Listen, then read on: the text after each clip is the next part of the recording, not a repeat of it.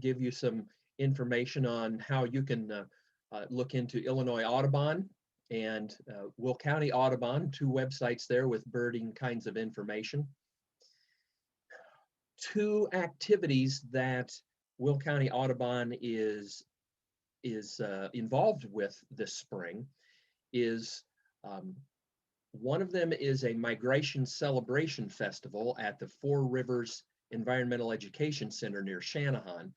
And that is Will County Forest Preserve who is doing that. Their website is reconnectwithnature.org if you're interested in being part of that and attending that migration celebration. There's kind of bird walks and a vendor area where environmental groups and maybe vendors selling things will be there. Another event that we are involved with later in May is the Blue Stem Earth Festival, which takes place at University of St. Francis right here in Joliet, but it's virtual this year. So I think it's May 22nd that they stream their virtual festival on their Facebook page. You can get all that information that you need at this website, bluestemearthfestival.com. Excuse me. And because if you went to reconnectwithnature.org, which is the Will County Forest Preserve's website, you really got to kind of drill down to find their events. So I just did a screen capture of this page that gives you some information about that migration celebration. And of course, it's got the phone number and the hours and the date, etc.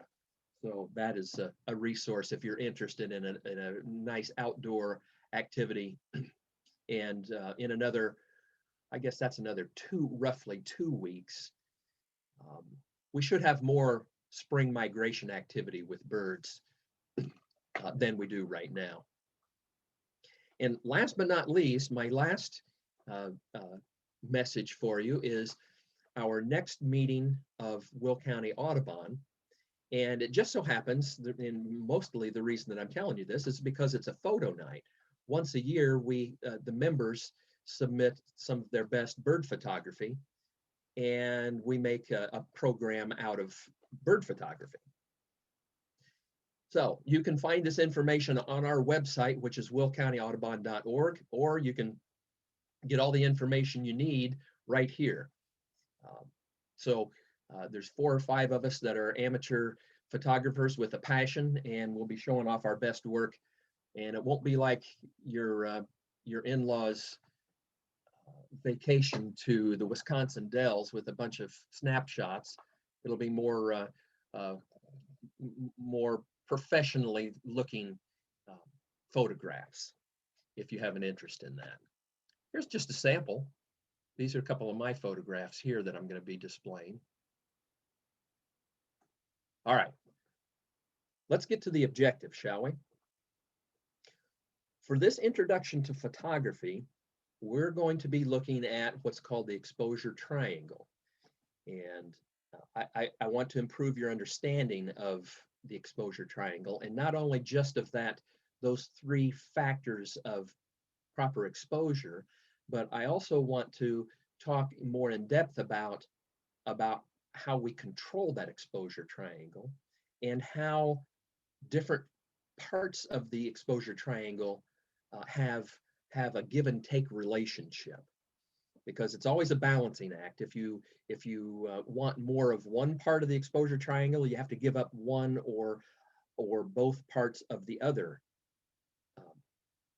part of the exposure triangle.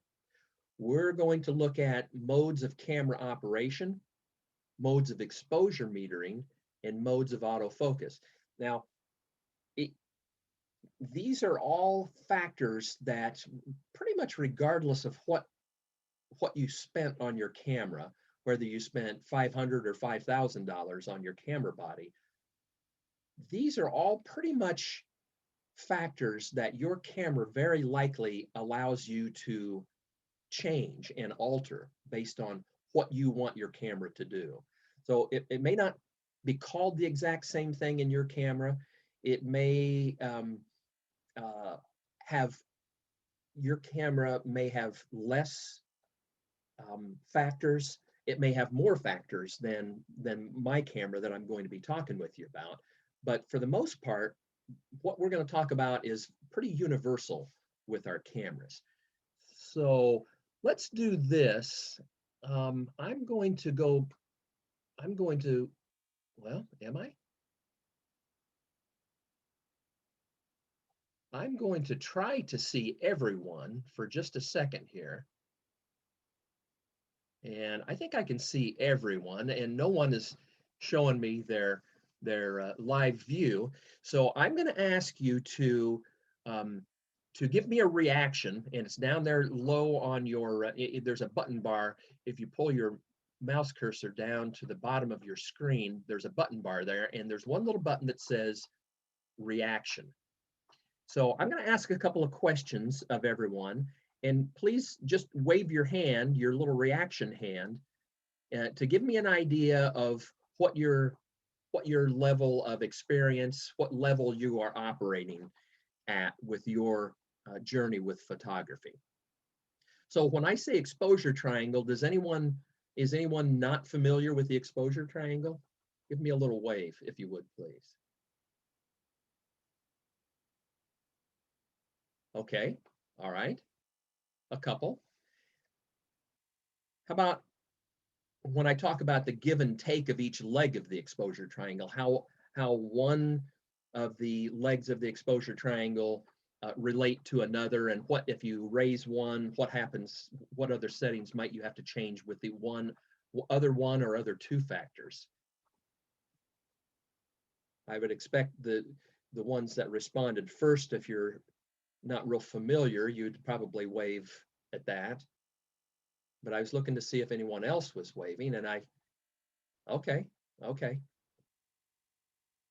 Do you shoot in full auto on your camera? Do you shoot in manual? Do you shoot in aperture or shutter speed priority? I guess that's kind of hard to, let me make that a question.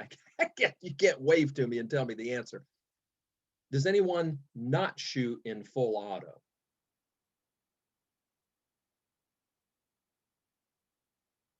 Okay, so it looks like everyone shoots in full auto. Okay, all right, good enough. I'm looking at my list of questions. Oh, okay, so one person does not shoot. Oh, I'm getting a wave and a thumbs up. So now. Yeah, I don't shoot in full auto, no. Okay, cool. I shoot in manual. Mm-hmm. Oh, you shoot in manual. All right, okay, mm-hmm. All right. Okay, do you shoot in RAW? No, or no, because JPEG. Okay. I've tried to shoot in RAW, and then once I try and pull the photo, it's a little difficult. Well, you got to have the right software to do that. So I didn't. So that was a mistake. It's a whole new ball game. Yeah. When you shoot in RAW, but there's a downside to it. But if you really want to get serious and be able to manipulate your do editing to your photographs, RAW is the way to go. But again, it's a whole new ball game. So all right, I got a good sense of where we all are.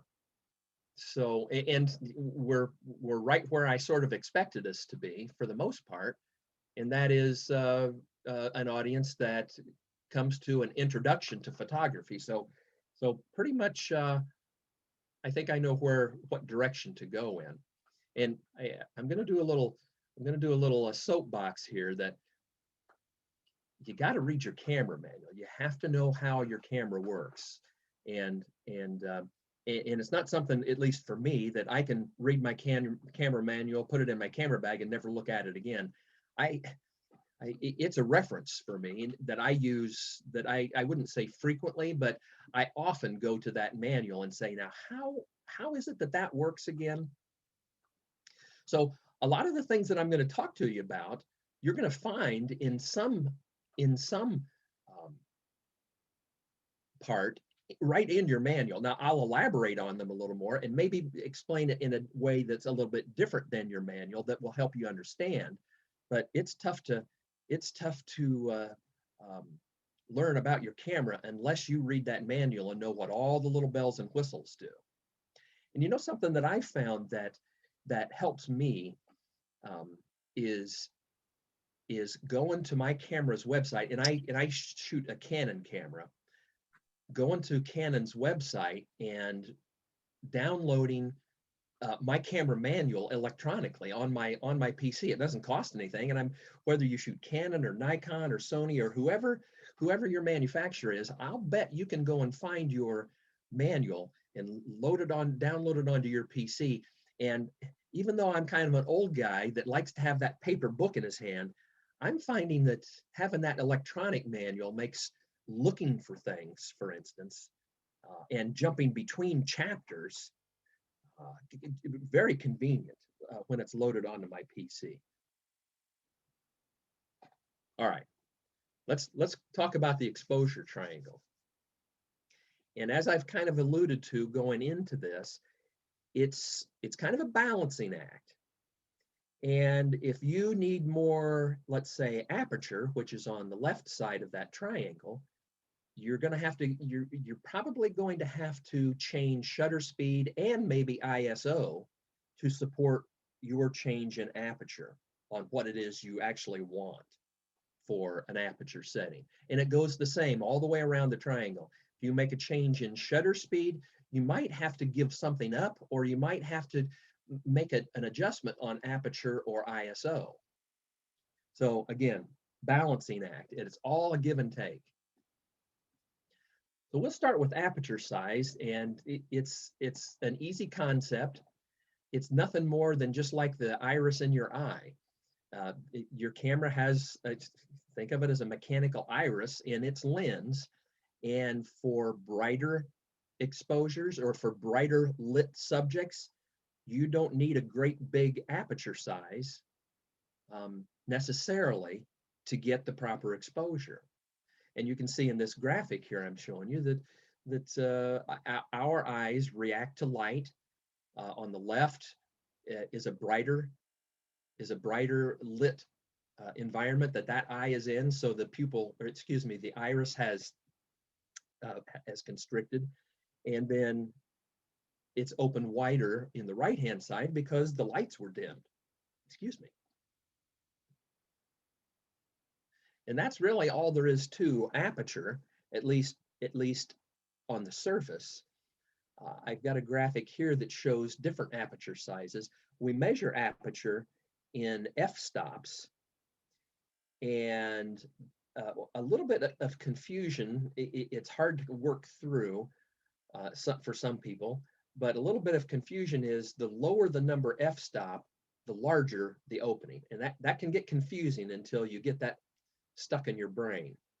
And so you'll see in that graphic on the upper left that f2.8 is much larger than f16. All right, and this is just a photograph of the back of my camera that shows my camera is telling me that I'm at f6.3 for that setting. I just wanted to show you what that looked like on the back of my camera. And it probably looks very similar. It may not be arranged exactly like this on your camera, but very likely your camera will show you all of this settings and indications here on the back of your camera. And by the way, your camera's aperture is always wide open to its maximum size until you press that shutter release button.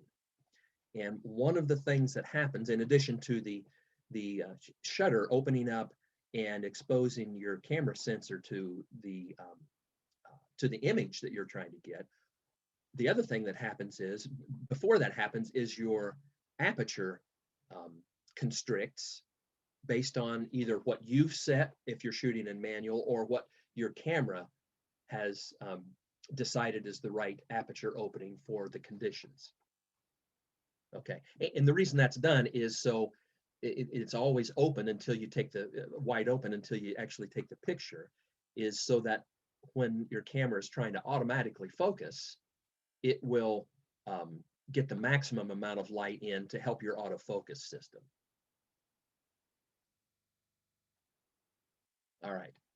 So I mentioned that on the exposure triangle that there is a give and take. If you want more shutter speed, you might have to make an adjustment to aperture size, and maybe aperture size and ISO, which are the other two legs of the triangle. And same as you go around the triangle, if you need to make an ISO adjustment, you might have to make adjustments to either aperture or shutter speed or both. All right, so there's a give and take, a balancing act. Well, when we start to look at specific legs of this exposure triangle, we also start to see a give and take in each of those specific parts of the exposure triangle. And here's the give and take of aperture size. The larger the aperture opening, which is, remember, is the smaller the number, the more light gets to the sensor. Okay, bigger hole, more light goes through your lens into the sensor. But there is a trade-off, because the larger that opening is, the shallower your depth of field becomes. And so I've got two photographs here to help you with that depth of field concept. The picture over on your left, the yellow bird with the dark stripes and the little brown eye patch, that by the way, that's a Cape May warbler. And I took this picture in my front yard. You see it's in my crabapple tree, and behind it, see all that green behind it? It almost looks like I put a green paper behind it. Well, that's grass. And that's grass that's about, oh, I don't know, 20 or 30 feet behind that bird. So it's all out of focus. It's all blurry because I had a shallow depth of field to take this picture. And to give you a better idea of the effect of that shallow depth of field, look at the flowers that are in the lower left of that image, those pinkish red flowers, and see even the flowers, especially in the lower left-hand corner, those are blurry too. Well, they're certainly not 20 or 30 feet from the bird. They're maybe only 6 inches, maybe 8 inches from the bird, but those are blurry too. So I had a pretty wide open aperture to take this picture. The bird's in focus because that's what I told the camera to focus on. And as you start to look at the artistic parts of your photos, you're going to find that by having a shallower depth of field and blurring backgrounds and blurring foregrounds, those start to get into the composition of your photographs. And if you can blur out all the junk that's behind your subject, and even blur a little bit out of what's in front of your subject, that really highlights your subject. And it makes your photograph less busy and highlights what you're really trying to take the picture of. Okay. And so this is a picture that I took at Medewan last summer, Medewan National Tallgrass Prairie. And you can see that the background behind this bird, who's got a caterpillar and some other creepy crawlies that it's taken to its nest to feed its babies, you can see that background has a lot more definition. So I was using a smaller aperture opening, which gave me more depth of field. It put more behind and more in front of my subject in focus. Now, this stalk of white flowers that is over on the left-hand side, that's just a little bit blurry. So I don't remember exactly how far that was away from the bird. It was closer to me than it was closer. What am I trying to say? It wasn't that far in front of the bird, so the camera got that a little bit in focus. But this is kind of a busy picture, and it's certainly not a prize-winning picture because of all the sticks and all the junk that's in this photograph, but it was a really cool sighting to see that adult bird with all the baby food in its mouth. So that was why I enjoy this, but it's certainly not going to be a prize winner because of all the junk that's in that picture. So that's depth of field. Are there any questions on depth of field, or can we go on? Excuse me. Okay, well, let's move on then. Now, Kimberly told you there was going to be homework that you had to turn in to her, right? So your first homework assignment is determine the maximum aperture openings of your lenses. Now, maybe your camera has interchangeable lenses that you can take one off and put another on. Maybe it doesn't. But if you can zoom your lens, then it might have a different maximum aperture based on, excuse me, it might have a different maximum aperture opening based on the focal length that you set for your zoom. All right, so that's your first homework assignment. That's kind of a challenge for you to find that out if you don't already know about your camera, to find that out. So shutter speed is the next leg of the triangle that we're going to discuss. And it's nothing more than just the amount of time that your camera opens up a little shutter and admits light to the sensor and then closes that shutter back down again. We measure that in seconds, and really mostly in fractions of seconds. Excuse me. Fast shutter speeds freeze motion, and that is oftentimes what we want in our subject, is to freeze that motion so that there's no, say, arms and legs blurring. Or if you're taking a picture of somebody riding a bicycle by you, let's say your 6-year-old just got her training wheels removed from her bicycle and she's riding it past you on the sidewalk, you might want to freeze that action. Or for that matter, you might want to have a little bit lower shutter speed and allow a little bit of motion blur to give that photograph a sense of motion. That's a compositional thing. That's an artistic decision that we make as photographers. But there's some examples of faster shutter speeds and slower shutter speeds. Now remember, just like in aperture, there was a trade-off. If I wanted a bigger aperture opening that let in more light, then I was going to get a shallower depth of field. So now for shutter speed, if I want a very fast shutter speed, I'm going to have a trade-off with aperture and maybe ISO.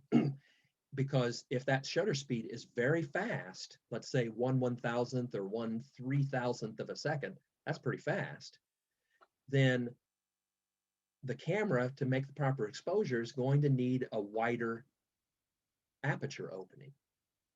Okay, well, no big deal, except for, wait a minute, because I want this fast shutter speed, the camera needs to have a very wide aperture opening. And now I've got to deal with a shallow depth of field. So see how these give and takes, they actually start to stack up based on the setting that is most important to you. In this case, shutter speed, because that's what we're talking about. All right. So here's an example of motion and exposure. This is if you've been to the Chicago Botanic Garden up kind of in the northern suburbs, this is, I'm pretty sure it's a man-made waterfall, but it's a real pretty spot at the Botanic Garden up there. And you'll see this effect done in magazines. You'll see it done on all different kinds of artistic photography products. And you'll also see it with flowing streams. You'll see it with the surf at the beach. But based on the shutter speed that we use to capture this image of moving water, it changes the characteristics of what the water looks like. So if you look over on the left, that's 1/100th of a second. And you can see that that was fast enough, and 1/100th is not all that fast, but it was fast enough to stop the action of that water to the point where you can actually see big globs of water, the definition of that water. Excuse me. And compare that to 1/125th of a second, which is really starting to get down there in speed. You can see it changes the look of that water. It makes it more gauzy kind of looking, more fabric. And everything else, because the rocks and the vegetation and the trees, they're not going to move anywhere. So everything else pretty much stays the same, but the characteristic of that water is affected by your shutter speed.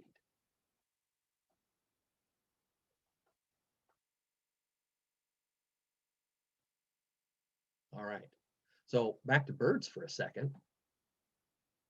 Different shutter speed can affect how you capture birds that are moving and for the most part in flight.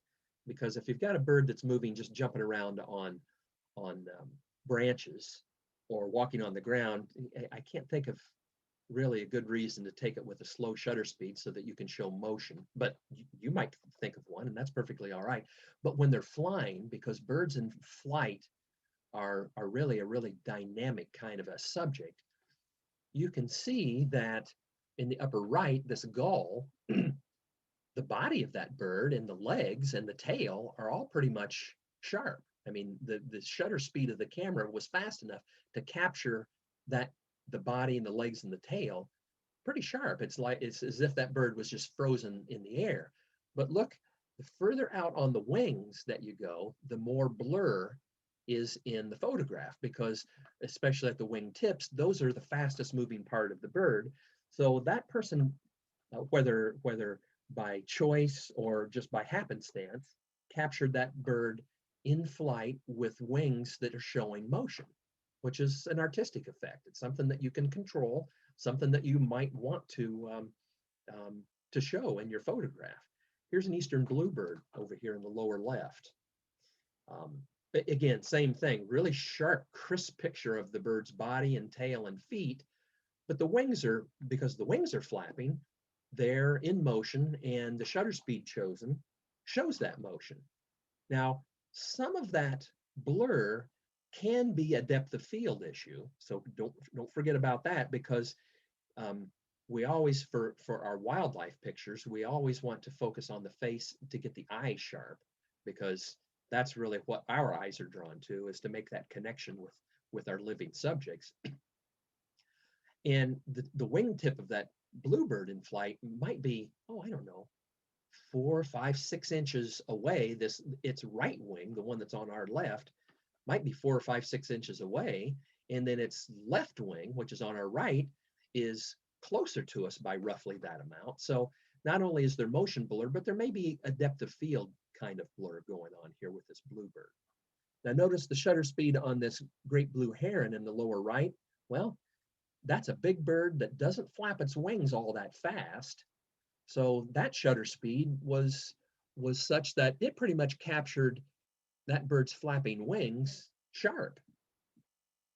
Hummingbird, well, those are a blur to our eyes. And that's a whole different ball game on how to capture this bird, a hummingbird's wings frozen in time like that. You either have to have very good light, very good natural light, and a camera capable of having the. Kimberly, I just admitted someone else to the room here with us. You either have to have a camera sophisticated enough that has a very high shutter speed, have a lot of light, and have an aperture opening that can open up wide enough to allow enough light to support that shutter speed, or you set up a multiple flash studio and capture this bird in more of an artificial studio setting. It's outside, a whole different ball game, whole different. We could do hours just on that subject. So, but that's how that's done 9 times out of 10. Any question on this shutter speed idea?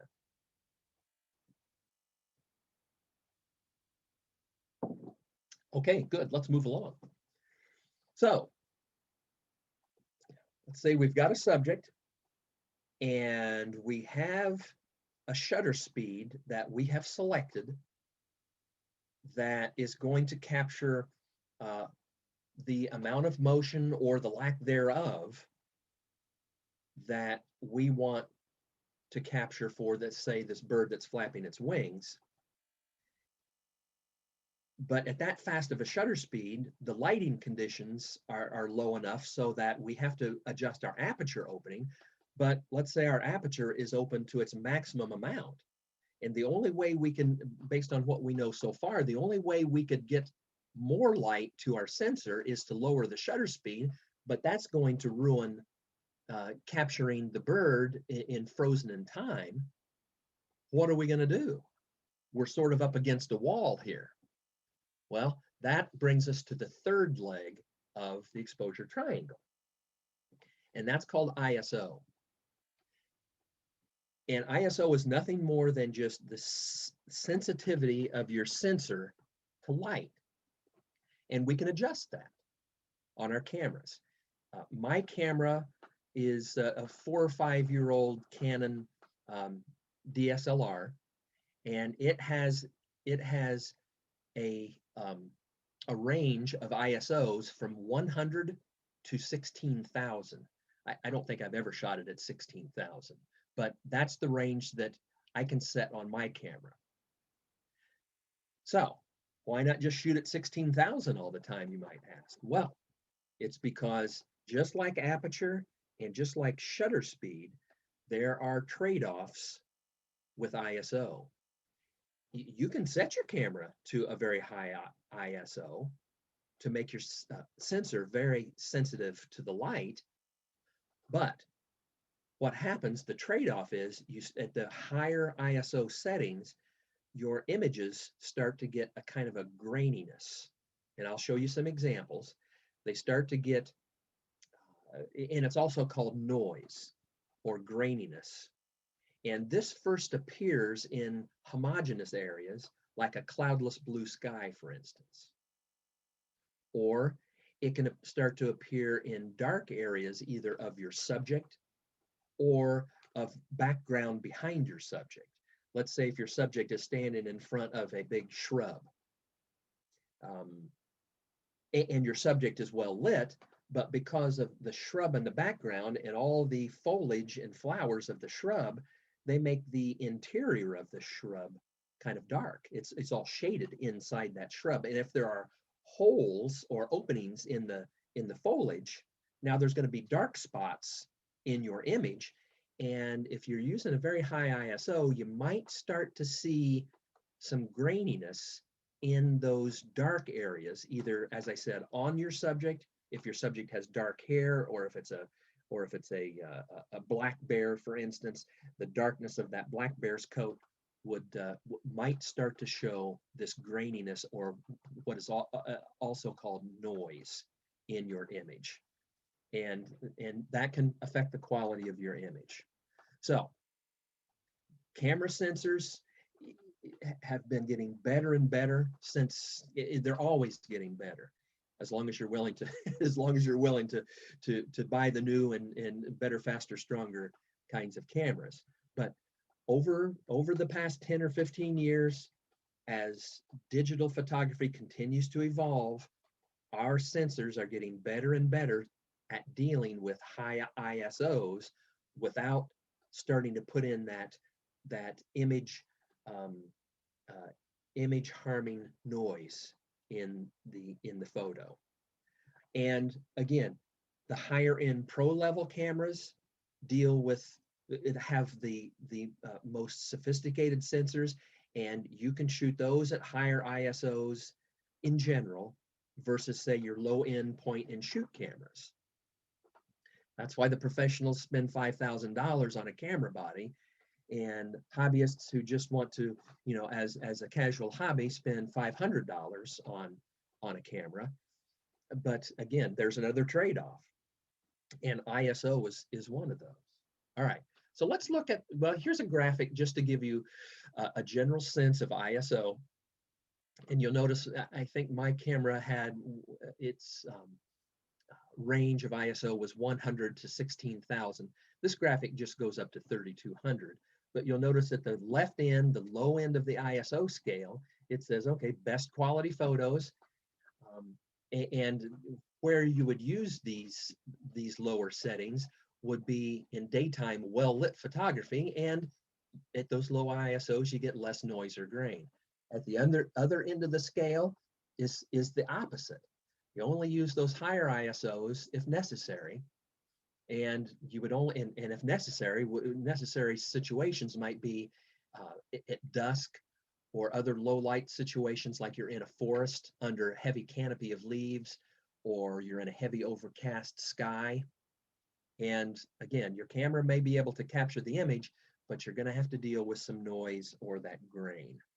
And you can think of the reason I think it's probably called noise is probably it's a radio um, or audio system comparison.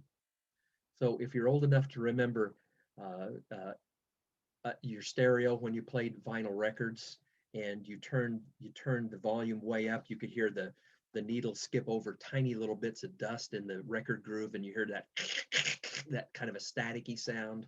Or AM radio, where lightning, even distant lightning, hundreds of miles away, can bring in static.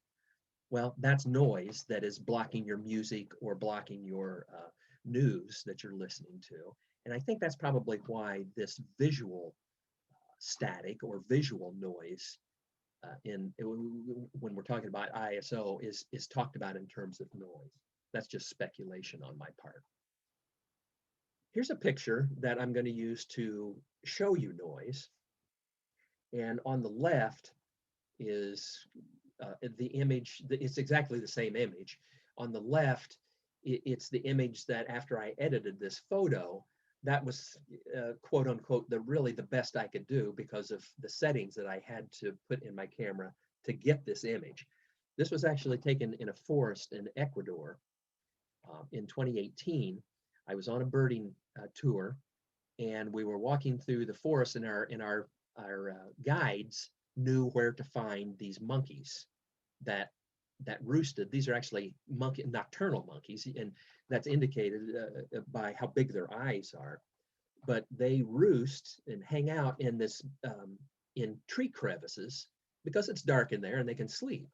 Well, I think they probably heard us coming, and they all poked their heads out to see what all the commotion was about. And very interesting animals and a really cool sight to see. But because we were in a heavy forest and there was a lot of forest canopy over us, it was really sort of dusky and dimly lit scene.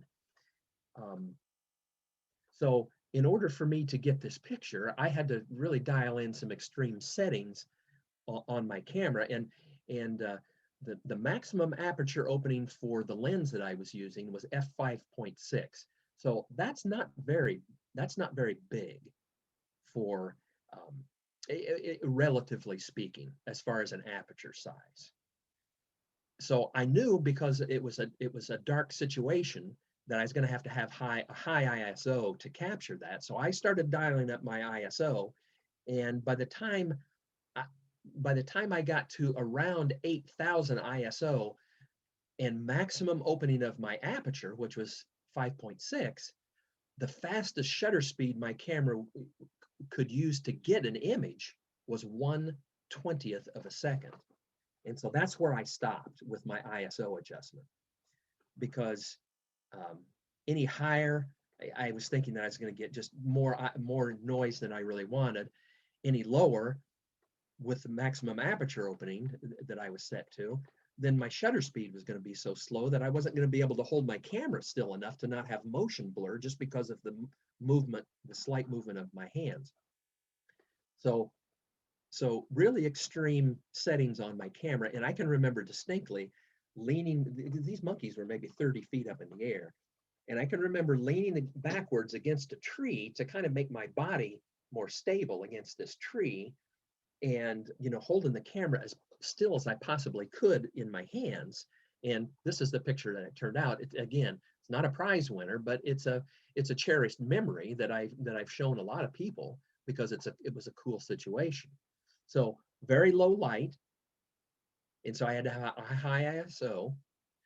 I had to have my aperture open as far as it could go, and it's still the best the camera could do under those two settings was give me 1/20th of a second. And so the noise is apparent to me because I know what I'm looking for in the left-hand picture.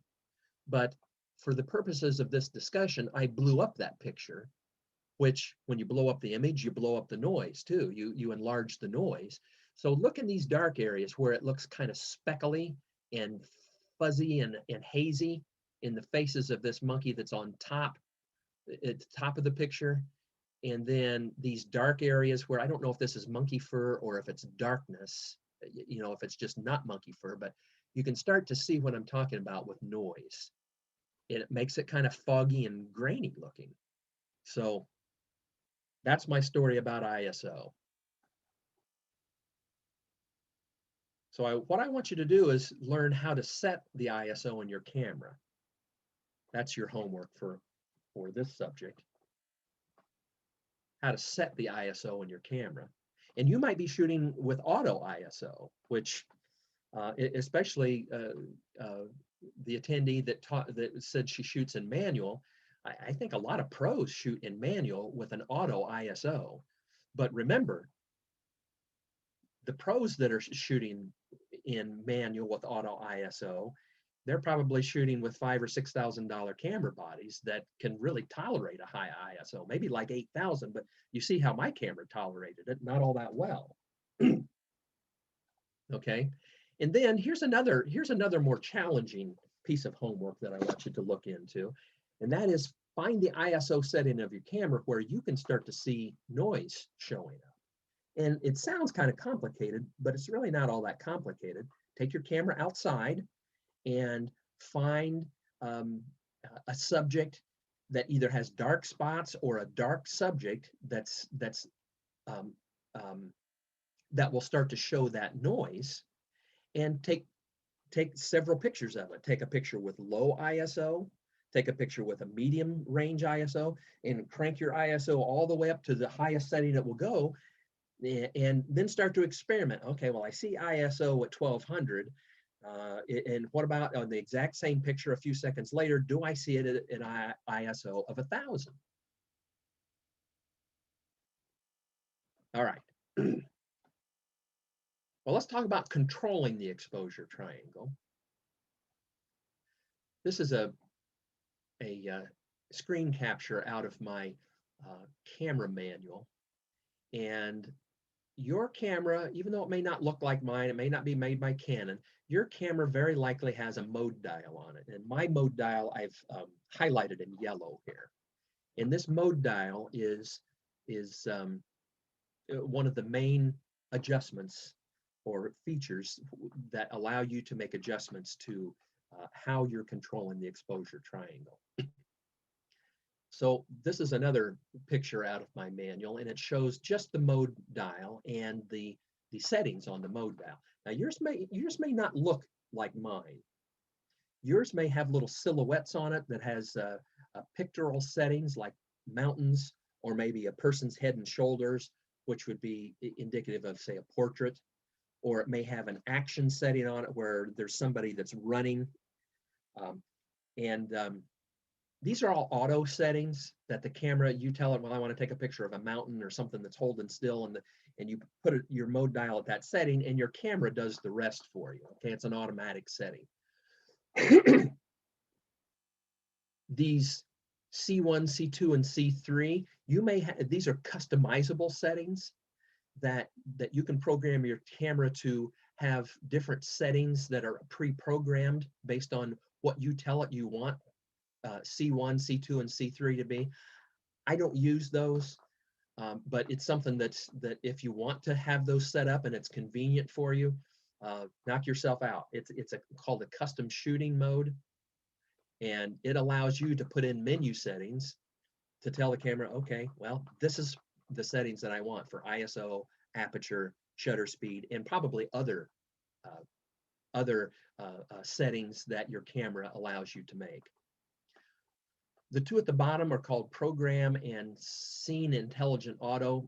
I've never shot in those two automatic modes, and I don't have any experience with those, but the ones that I want to talk to you about, the ones I want to kind of focus on, are manual, aperture priority, and shutter priority. So one of our attendees said she shoots in manual, and when she shoots in manual, She has a one dial on her camera that sets the shutter speed, and she has another dial on her camera that sets the aperture opening. Okay, so she's setting both of those manual based on her experience and her looking at her exposure meter inside her camera. Excuse me. I shoot mostly, because I haven't made the transition to manual, although I know I should. I shoot mostly an aperture priority, and I set that on my mode dial. And for Canon, its abbreviation is AV. If you shoot Nikon, I think it's just A in Nikon. It might be something different in Sony or Olympus or whoever's camera you own, but for Canon it's AV. And so when this mode dial is set for AV, then I have another dial on my camera, and I can make an adjustment and say, I want this aperture opening. No, I want that aperture, and I can set that. And when I go to take the picture, the camera says, okay, Greg said he wanted this aperture opening, so based on all the other conditions, I'm going to shoot this photo with this shutter speed. So I make the decision on the aperture. The camera, based on all the other conditions that it sees, sets the shutter speed for me. And shutter priority is just the same, only I set the shutter speed, and the camera says, okay, Greg says use this shutter speed. So, and now he's going to take a picture. I've got to open the aperture or close down the aperture to this much so that the exposure is right. Okay, so that's how these three work right here. Moving along.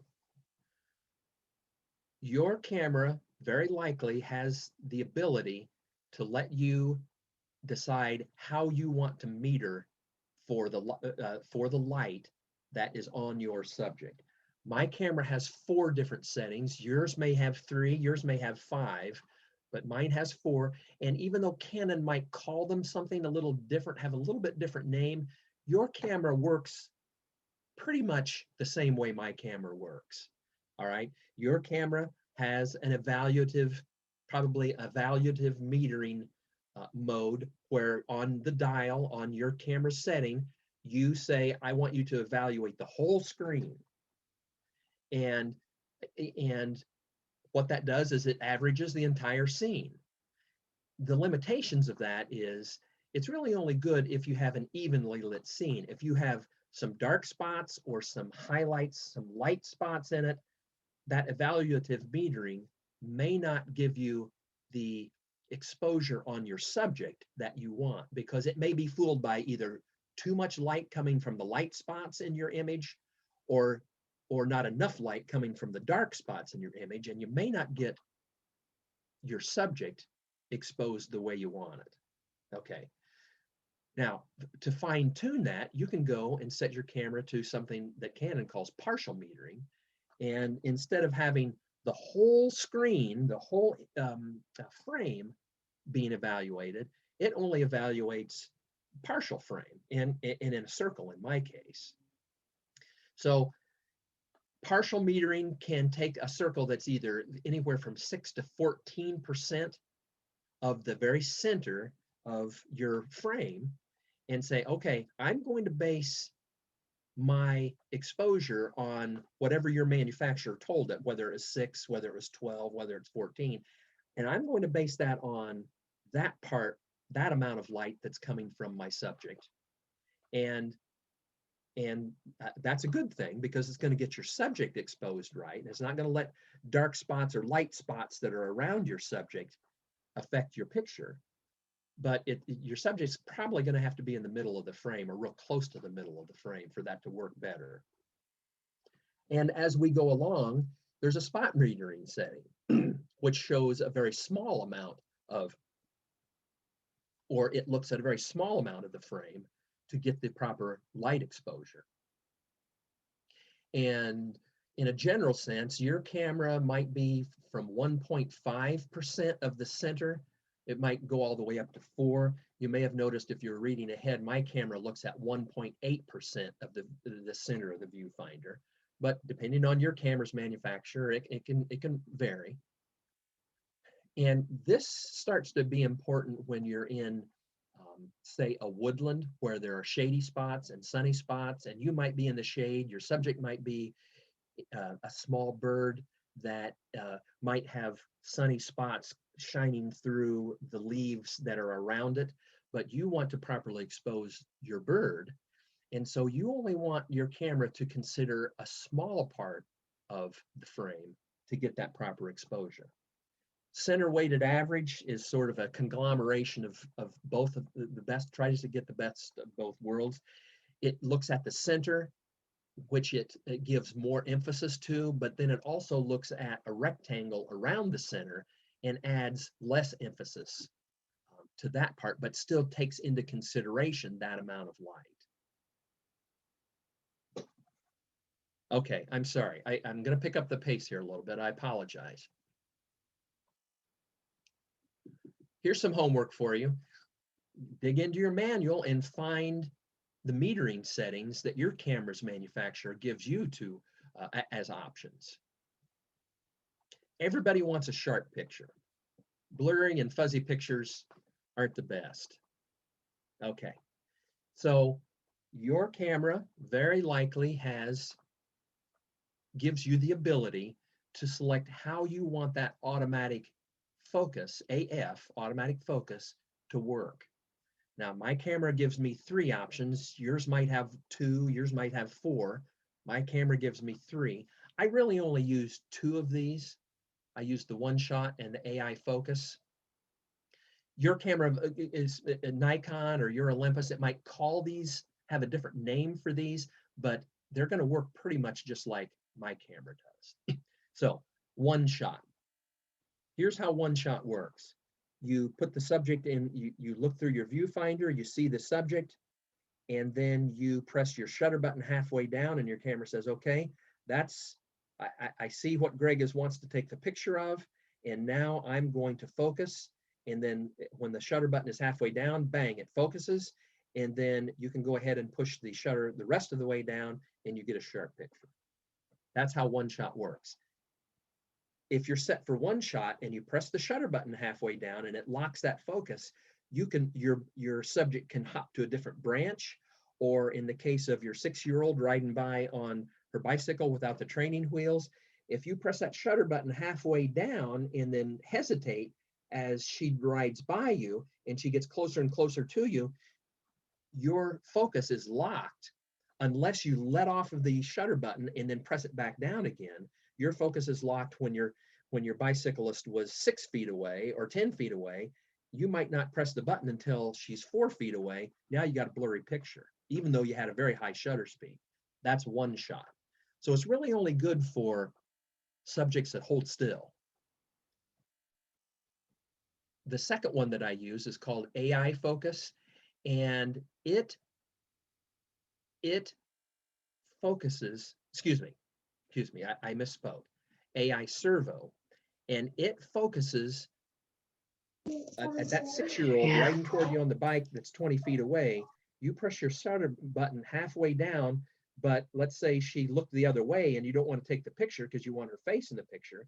And by the time you push the shutter button down the rest of the way, she's only 10 feet away from you. Well, guess what?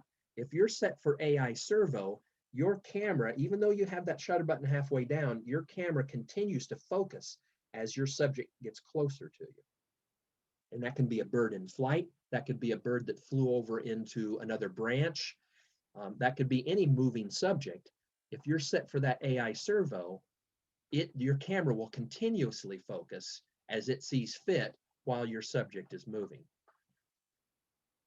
This AI focus is sort of a hybridization of those 2 other modes that I just talked to you about. And I've not used that much, if any, but a few months ago, I was in a webinar with a professional photographer, and she's a Canon shooter, and she says she never uses that. She does a lot of birds in flight and a lot of wildlife photography in motion.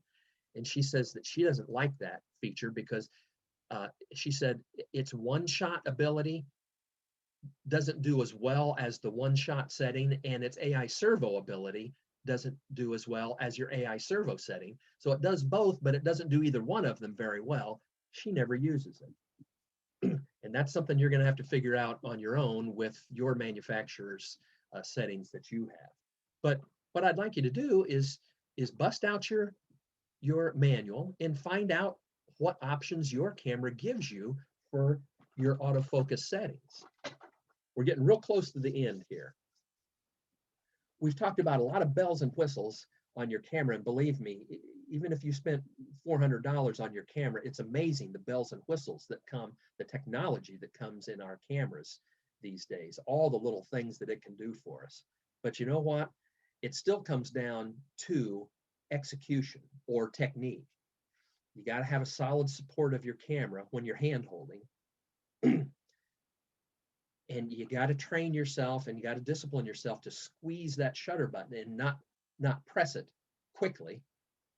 And if you really want to hold your camera steady at slower shutter speeds, put it on a tripod. And to get even better is use a cable release on your tripod. And I'll show you a cable release in the next frame here in case that term doesn't compute with you. But here's a couple of just techniques that people use to hold their camera steady to get those sharp pictures when they can't use a very high shutter speed. Here's this guy with this giant lens here, and just any number of workshops that I've taken with professional photographers, they advocate in some way stabilizing your lens. With this guy, he's got his hand on his lens, but some of the instructors that I've been with will actually drape their forearm over that lens just to stabilize it, put a weight and a stabilizing kind of a feature on that lens. Another thing, if you've got this great big lens in your camera, your $10,000 rig on this tripod, and you've got it set up real high and it's a windy day, you'd hate to have that whole thing get blown over by the wind. So I see people putting, well, in this case, this guy hung a water bottle, but if it's windy and I'm using a tripod, I'll hang my camera bag from this center post of my tripod. And that not only lowers its center of gravity to stabilize it in the wind, but it also stabilizes it from any kinds of vibration if I'm touching the camera while I'm taking the picture, because your hand can introduce vibration. Well, you can go a step further and get this little cable release. It'll plug into the side of your camera. You don't even have to touch your camera. You're connected to your camera through this little cable. You take the picture with your thumb. You can do this without a cable release by changing the setting of your camera to a 10-second or a 2-second delay. 10-second really is kind of long. That's what you would use on a tripod if you want to get in the shot. You want to take the picture and then run over and get into the shot yourself. 10 seconds is set for that, but you can do a 2-second delay so that you can take a picture of a still subject. You can push the shutter button, let go of the camera. 2 seconds later, the camera takes the picture. And that keeps you from introducing any vibrations with your hands. Well, here's a young lady that's using very good technique for hand holding. She's pretty much textbook with technique. She's got her left hand with her forearm sort of under the camera, and she's got her left hand supporting the camera lens. She's got her right hand on the camera on the other side and with her index finger for the shutter button. But also, it's not terribly apparent, but she's got that camera. It doesn't have to be pressed to your head like with force, but if you press your face against the back of your camera, that helps steady your camera, okay? And notice also that instead of her elbows out away from her torso, she's got her elbows in contact with her rib cage, which also helps steady your camera. So she's showing sort of a textbook, here's how you hold your camera when you have to hand hold it. And that's going to give you the sharper pictures. All right, we are very close to done now. Here's some helpful internet sites. This is one of the places where a screen capture or a smartphone picture would help you. The first 4 of these sites are sort of educational sites, I will call them. You'll notice that one provides reviews of cameras. Digital Picture might provide reviews as well, but you know, when I'm going to buy my next camera, You know, it's tough to find a camera shop that you can go into these days and find somebody that really knows cameras. Well, if you want to know cameras, go to one of these review sites here and listen to what an objective person is telling you about how they see that camera functioning. And you can go on YouTube and find all kinds of reviews. I don't think I have YouTube on here for reviews, but and of course now you got to trust that person that's telling you this, just like you do the websites. There are a number of YouTube channels that I subscribe to, and there's 4 or 5 of them here. These are people that I've watched and listened to, and I trust the information, excuse me, that they're giving me. And Backcountry Gallery, go into YouTube, do a search on Backcountry Gallery, and bang, you'll find that guy. So these are more photography, composition techniques, etc. For the actual photography. For editing, if you want to start learning about editing, the bottom 2 are people, and I've listened to a lot of different photographers explain things, and a lot of different people that are doing editing, showing me how to do editing. And these are the people that I understand well. Now, they may not teach the way you understand, so you might have to do a little looking. You might think this Backcountry Gallery guy doesn't explain things well for you. He explains things well for me, and that's why I'm suggesting this. These guys that do editing will show you all kinds of really cool Photoshop and other kinds of editing software techniques. Good educational stuff. Go to your camera manufacturer's website, Canon, Nikon, Olympus. Those people have all kinds of educational videos and articles about your camera that can be very useful to you. And for buying cameras, here's just 2 that I look at. This B&H Photo is one. It's in New York. I've purchased a lot of lenses and camera bodies through them. Well, not a lot, but everything I've owned. And Hunt's Photo and Video is another one that is an East Coast. I don't think they're as big an outfit as B&H Photo, but yeah, two good sites that I've done price comparisons. They're very equal with their prices, but it doesn't hurt to shop. Okay, that's the end. I'm going to let me open it up for questions. I've run a little over. I'm 8 minutes past 7. So if you're still with me, I appreciate you being with me. And if you left, I hold no grudge. If you want to unmute yourself and ask a question, I'll stay sharing my screen because I might go back to a graphic and show you. So feel free to shoot a question at me. And don't be bashful. Because on these homework assignments, Kimberly doesn't score on the curve, so you gotta get it right. Oh my goodness. It looks like we have a couple of questions in the chat, Greg. If you'd like Okay, to good. see those, can you see them? Oh, Do you need me to read them to you? Let's see. Sonia was saying, let's compare birds to children. What's the shutter speed setting? I think that's a joke. And then Brooke was wondering if you ever shoot with manual focus. You know, I like Sonia's question. I was trying to stifle a laugh, but I just couldn't. I just can't help it. I had to laugh. I do shoot with manual focus, but I don't do it unless I have to.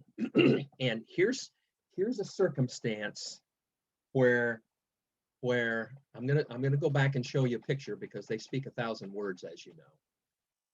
Here's a circumstance where I don't think I did have to shoot with manual focus, but because I shoot birds and because they like to be in the shrubs, sometimes the sticks get in the way and the leaves get in the way. And if your camera can't see past those, they have such a narrow opening to see past them that they start to focus on a stick or on a flower. Sometimes I'll go to manual focus and just try to dial it in as best I can.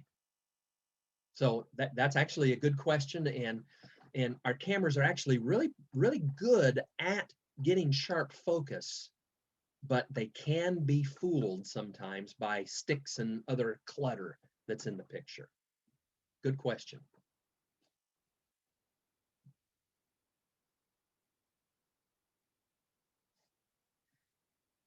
And Sonia, I guess it would have to depend on how big your kids are and how fast they flap their wings.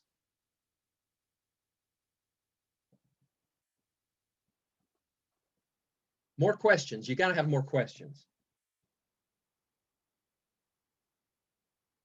Oh, here I can see the chat now. I found how to get that while I'm sharing my screen.